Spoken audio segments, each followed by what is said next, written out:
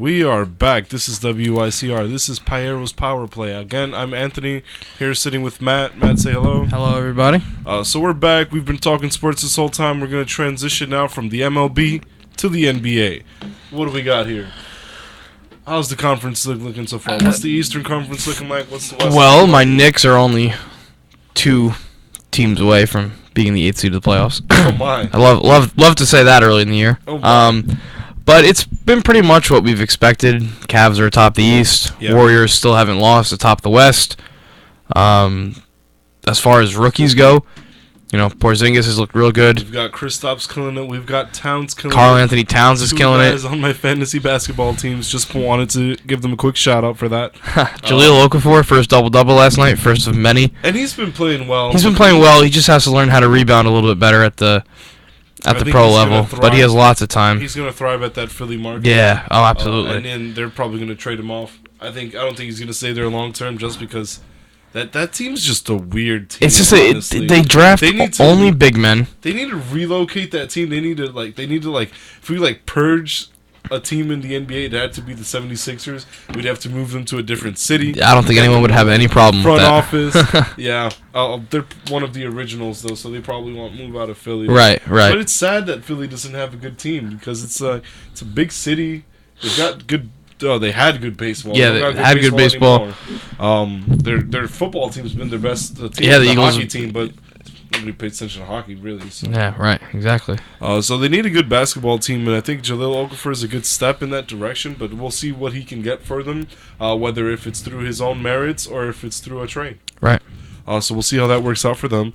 And Golden State's been playing really well, as you've mentioned. They're doing great without their head coach, and it just frightens me to think how much better they can be with the presence of Steve Kerr on the court. Luke Walton is doing an absolutely terrific job so far. And I wouldn't be surprised if Luke Walton got a head coach position. Yeah, that's this is how guys like that end up getting head coaching jobs in the future. They step in as an interim coach because something happens, unfortunately, to Steve Kerr, and then they get an opportunity later. So, I think this is a good opportunity for Luke Walton to hopefully get a head coaching job in the future. Yeah, and he's been doing well. A lot of people are scared that San Antonio will not be as good this year, and I'm like, oh, come on, it's too. They added too much not to be good. Yeah, they added so many great pieces. Aldridge is going to learn so much from Tim Duncan and Popovich.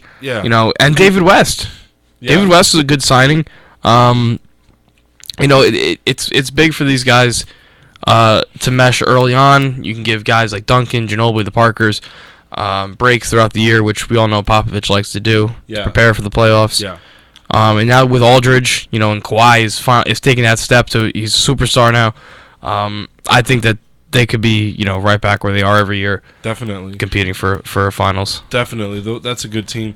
And then we've got some strugglers out there. We've got the Lakers. The Lakers won a game this year.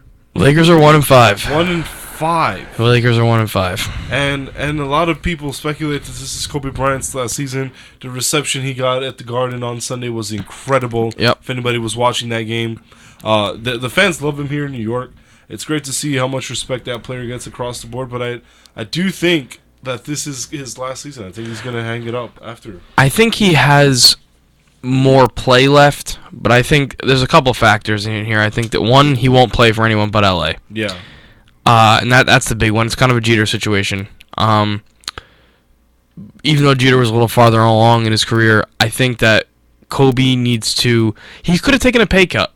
He's making $25 million a year. If he would have taken even a $10, $15 million pay cut, knowing Kobe, obviously he wouldn't do that. But if you do that, you could add 2 or 3 more pieces to that team, and that could be a playoff team. I think if he sticks around, D'Angelo Russell's never going to get better. Because he can't get the shots he needs, the looks he needs, and all that with Kobe and Nick Young and Lou Williams. It's too many similar type players. I think Kobe would need to hang it up after this year. If they're not in playoff contention, what are you playing for? Yeah. What are you playing for? You are 37 years old. There is no need for you to keep playing basketball. You've had a great career. You've got 5 rings. Yep. Your team's not looking like they're going to get another one anytime soon. Yeah. What are you playing for? Is my question to him. If I could sit him down in his room, you know, I say, what are you playing? And yeah, I love the sport, but no, you don't. I don't have any problem with him. There's a health risk there, and that he's in the long term he's not thinking straight. I don't think there's any issue with him playing. I think it's just the fact that he's making so much money still, and it's detrimental to the team. Not only the way he's playing, but the fact that he's making all this money. That Achilles injury, that's not something to let go lightly. Right. Like that is something that ends people's careers. Yeah. And he's on the floor every night putting up crazy shots, and you're like, dude, give it a break. Come on. And a lot of people are still in support of him as a player, and I have no problem with him giving 110% on the floor for those Laker fans every night. But there's a certain time and day where you have to realize, listen, I'm not the same guy I was 10 years ago. I'm not the same guy I was 5 years ago. And he keeps saying that I need to take all these shots. I need to keep shooting. Do you though? Do you really need to? You know, like I said, I don't think there's anything wrong with him still playing. I think it's just. It's just detrimental to the team that know D'Angelo Russell could be the gem of the whole draft, and he just won't grow with Kobe still around and taking these shots. And you're looking at all these other guys. You're looking at Okafor, who's thriving in he's already the guy. He's already the guy because they're letting him play. Karl Anthony Towns, Porzingis, all these guys, even Moutier, and Moutier is doing fantastic for Denver. And Russell's not going to be able to flourish. Troubles, but he's been doing well. Right, Russell will not be able to flourish if he's playing under Kobe like on that. On a team that's so overpopulated with all these players being able to play the 1 and 2 so well, he's not going to be able to play as much as he would like, as much as he needs to, and he's not going to develop as a player, sadly. And it's a shame too because I don't think the Lakers roster is that far off from a playoff team. Yeah, I think they're a couple pieces away. So I think the near future. What are we calling here for the finals matchup? If you had to choose 2 teams today, who are you taking? Well, realistically, it looks as if it could be Cavs and Warriors again. I still think the Warriors, because the Warriors are the same team. Yeah. They put the same team out there. It's really just a matter of did the rest of the league get better. Yeah. We talked about this last night. I don't know. You'd like to think that maybe the Spurs did, the Clippers, the Rockets, the Thunder have Durant back. But I think the Bulls have the best shot out of the East, to be honest. I really like the roster. I like how Mirotic is playing. Derrick Rose starting to find his groove a little bit, and I think Jimmy Butler is turning into a star. So I like the Bulls to come out of the East, and I do like the Warriors. Derrick Rose though might be on his he way could be out of Chicago. He could be out of Chicago. Yeah, I do agree with that, and I could see that. I could see that happening. So if it's gonna happen, it's got to be this year. Yeah.